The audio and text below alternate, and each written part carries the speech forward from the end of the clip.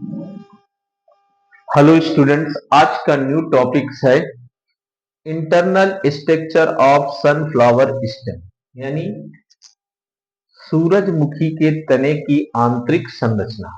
Okay, जिसमें दे रखा है टीएस यानी ट्रांसफर सेक्शन ऑफ डाइकोटिलिडन यानी द्विबीजपत्री तने की आंतरिक संरचना तने की है सनफ्लावर की। ओके, अब फर्स्ट पॉइंट में आते हैं। तने की आंतरिक संरचना को हम काट कर देखते हैं तो इसमें भिन्न स्ट्रक्चर दिखाई देती है, जिसमें सबसे पहला पॉइंट आता है एपिडर्मिस, जिसे हम बाह्य त्वचा कहते हैं।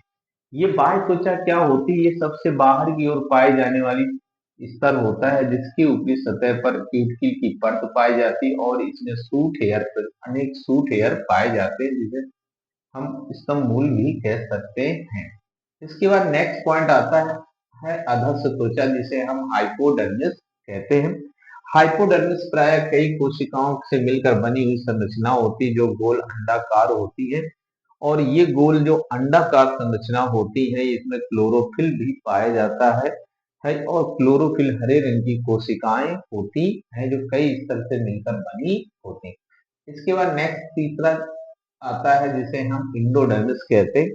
ये प्राय हाइपोडर्मिस के नीचे इंडोडर्मिस कोशिकाओं का समूह पाया जाता है, जो एक कोश की स्तर पाया जाता है, जिसमें मंड कण भी उपस्थित होते हैं। इसी को हम मुख्य रूप से इंडोडर्मिस या अंतःस्थ त्वचा कहते हैं। इसके बाद चौथा पॉइंट आता है, जिसे पेरीसाइकिल या रंभ कहते हैं। पेरीसाइकिल क्या होता है? ये रंभ कोशिकाएं होती है, जो एक स्तरीय कोशिकाओं से मिलकर बनी हुई संरचना होती है, जिसे हम पेरीसाइकिल कहते हैं। इसके नष्ट भाग में आता है, जिसे कैम्बियम कोशिकाएं होती हैं, यानी जाइलम फ्लोएम के मध्य में कैम्बियम कोशिकाएं प्रेजेंट होती हैं।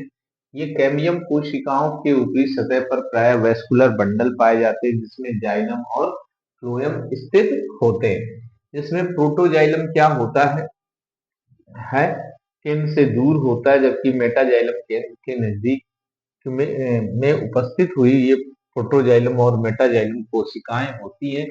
और बीचों बीच भाग में पिथ रे कोशिकाएं उपस्थित होती हैं। इस प्रकार हम द्विबीजपत्री तना सनफ्लावर की संरचना होती है। आप लोग इस चैनल को सब्सक्राइब करिए, लाइक करिए, बेल आइकन दबाइए और फिगर ड्रा करिए। Okay, thanks.